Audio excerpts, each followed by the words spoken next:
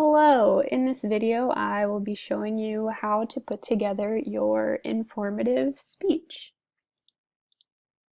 So now that you have your topic and your three subtopics and your thesis statement, you are ready to take that information and put that together to create your informative speech.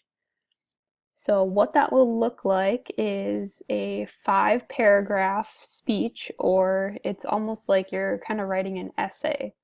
So you'll have an introduction paragraph, you'll have 3 body paragraphs, which will consist of your 3 subtopics. So I'll have to go back to what I decided to do for my subtopic. So for tennis, my 3 subtopics are the history of tennis, how it's played, and the benefits. So that would be my 3 subtopics. So history, how it's played, and the benefits. And then you'll end with a conclusion paragraph. So if you're wondering, well, what does that look like? Do I need topic sentences? And what does my introduction paragraph look like? I created an outline that looks very similar to other outlines that we've done before. If you remember in language arts, to help us write essays, it looks very similar to that, but I do have the outline posted on the Google Classroom stream, so you can use that to help you write your speech. So just to show you what that looks like, so this is the outline that I mentioned that I'll post on our Google Classroom page, and I'll also post it in Infinite Campus. But this basically is just kind of a blank slate and will help you put your speech together. So if you want to, and if you're able to print this out, you can. Otherwise, you can just have this on your screen of your computer or your phone, and then use notebook paper to write out your speech. Or if you want to start typing right away, whatever you guys want to do is totally fine with me. But it breaks down every paragraph. So the entire front page or first page is the introduction paragraph, where you'll have an attention getter, you'll have your preview statement. So you'll say, in the next few minutes, I will be telling you about the history of tennis, how it is played, and the benefits. So that's what your 3 main points are. And then you'll have your thesis statement, and that will wrap up your introduction paragraph.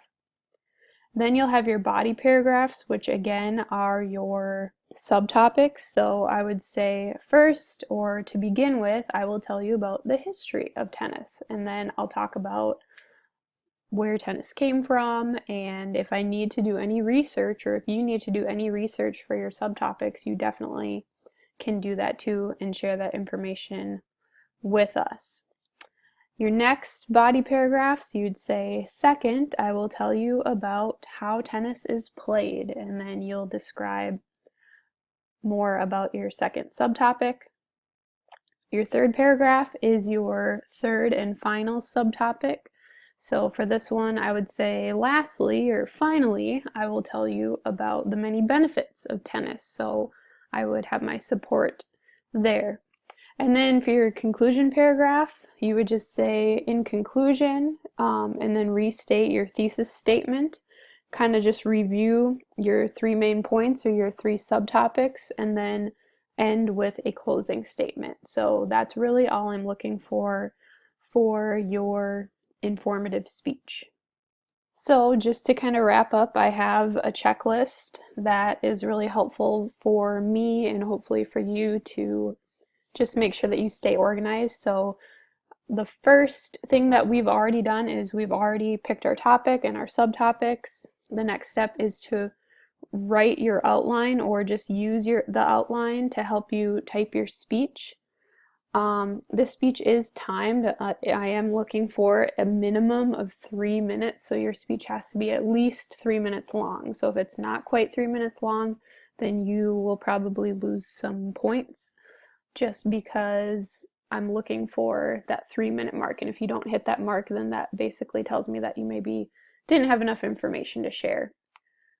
The next step is to transfer your speech to note cards, and that's totally optional. You guys don't have to do this. If you want to just record yourself reading it from your computer or from your phone, or if you wrote it out, That's fine. You do not have to transfer it to note cards. And then practice your speech. So read it a few times. Make sure that you're reading slow enough so that I can understand what you're saying. And then finally record your speech on Flipgrid before May 27th at 11:59 p.m. So I'm hoping that gives you plenty of time to work on this. But again, thanks for listening. Let me know if you guys have any questions or if you need anything.